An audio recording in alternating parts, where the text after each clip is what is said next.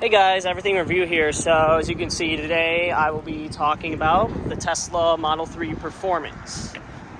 So I will be showing you a quick acceleration test, a little drive around, what kind of features this car has and stuff like that. So let's get into it. The Tesla Model 3 Performance. So right here, as you can see, big screen, this and that, but then again, if you're watching this video, you probably already know a good amount about this car and you're probably looking to buy it. So obviously, you have the big screen, this and that. Car comes with this glossy black, piano black finish. I put carbon fiber on top of it because it just attracted so many fingerprints and scratches, which a lot of Tesla Model 3 owners tend to do. And yeah, so diving into here, I put some protectors right here, so in case you spilled something or something, it won't get too messy. And same with the cup holders. My car's kind of messy, I gotta clean it. And then something I actually bought recently is this Dragy right here. So this can measure 0 to 60 time, quarter mile time, half mile time, eighth mile time, everything. 60 to 0, how fast it takes you, all of that. And it's just great. So I'll show you guys the data on that of what kind of 0 to 60 times I've gotten with this car. So let's start with the frunk and the trunk. Okay, so the frunk of the car, front trunk, frunk, it's what you call it now, I guess. So there's actually a good amount of space. I thought they would give you kind of like a protector. I might want to buy that because this is just hard plastic, so I don't think you're going to want to set stuff on here. So when you drive around, it can not get damaged, this and that. So space here. And as you can see, the only liquid you really need to put in the car is windshield wiper fluid. Except you need brake fluid, but that's actually about it because you don't have an engine, so you don't need engine oil. And then to close it, you softly set it down, and then once it's touching, you put pressure above the Tesla symbol, and then it will just close like that. Okay, now for the trunk. So the trunk, you got all this space. You actually got a good amount of space right here. I don't know how many feet, but and then you have kind of like a second floor, almost second level, so you can put stuff here below it. And then you can also put some stuff in this compartment here. But yeah, overall, there's a lot of space. Sitting in the back of the car, you have a decent amount of space. My seats just pull back a lot, so that's why I don't have too much leg room. I'm about 5'8", so there's a comparison. And then you look up and you can just see the whole sky. You can see everything like that. It's kind of dirty right now, so you can't see too well, but the whole thing's glass. As you can see on the outside of the car, the whole top is glass.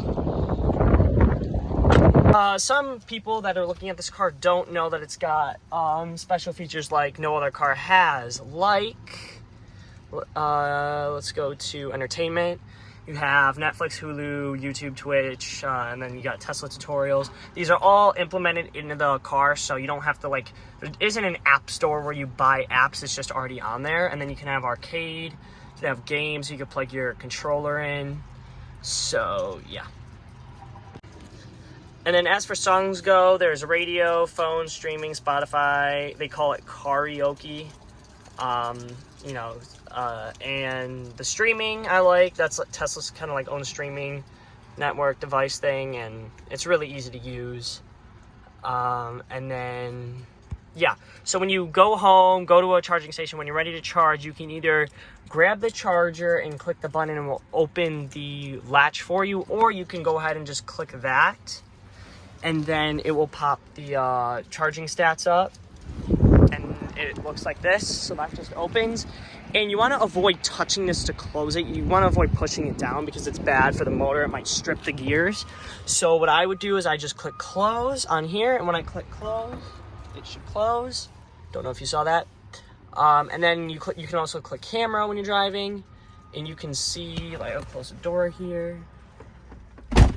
So you can see the rear camera and the 2 side cameras. So when you're driving, you can check your blind spots. Like, you can use these cameras at any speed that you're driving at. This button, you know, percentage for the car, and then this button is like its own kind of Siri. You can say, like, turn heated seats off. And as you can see right there, it just turned it off. So you could literally do anything with this. I don't know why the car, I've done this before. I asked the car, like, what's the weather like today? It can't tell you. I don't know why they haven't done that yet. And then this screen on the very left tells you since last charge or since last time you parked. This is last time you parked. This is last time you charged. So technically, in terms of, like, I wouldn't call it gas mileage because it's obviously isn't a combustion engine car. But anyway, every kilowatt should be about 4 to 5 miles. So I've used 2 kilowatts, so it should technically be like 8 to 10 miles-ish. And I got 6.3 because I was a little heavy on the throttle here. And it's a little chillier outside today. So in winter, when it's, I want to say 35 and below degrees Fahrenheit, the battery life is cut down 15%, which is a lot. And then this should tell you tire pressure. That will tell you when you're driving. Don't know why it doesn't tell you right now. This button's for locking the doors, this and that. All right, so now I'm gonna show you guys a video of driving. All right, so driving the Tesla Model 3 Performance. As you can see, tire pressure is activating. I just drove a couple feet, and it's not showing this one, so that one, rear left tire should pop up soon. As you can see on here, it shows the lights and everything. It shows that they're red. And yeah. Lights up forever. Give you a quick acceleration.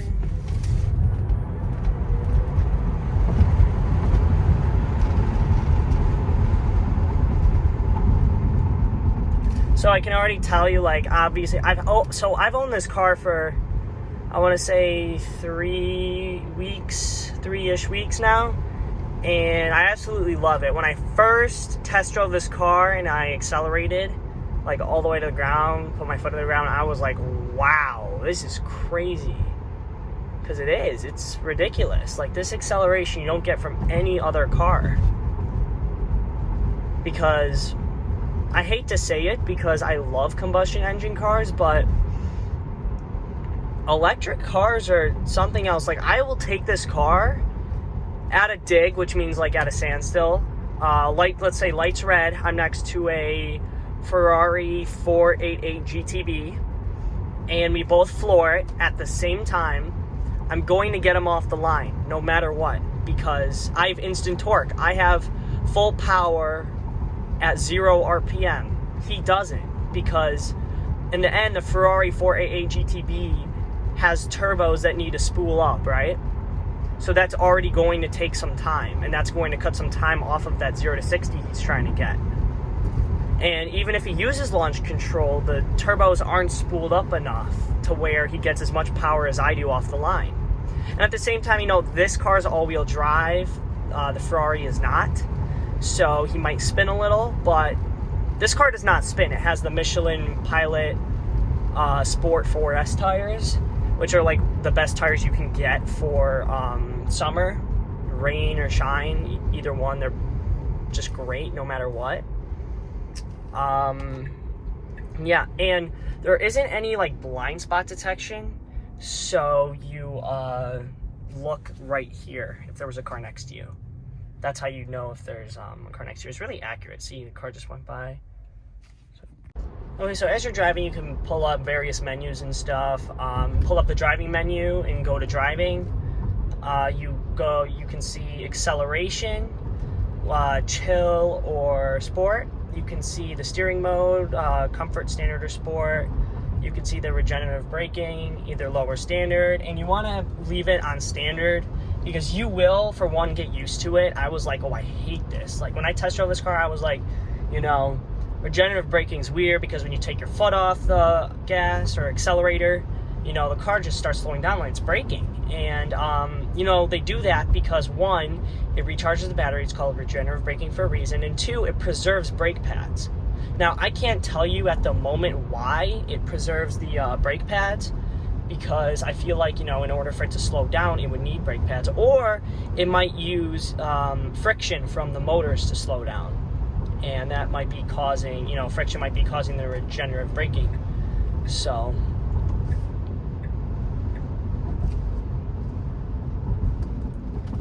Alright, so we are at a red light. When it turns green, I will do a quick 0 to 60 for you guys. Here we go. I'm going to do a little roll first. It's not completely straight.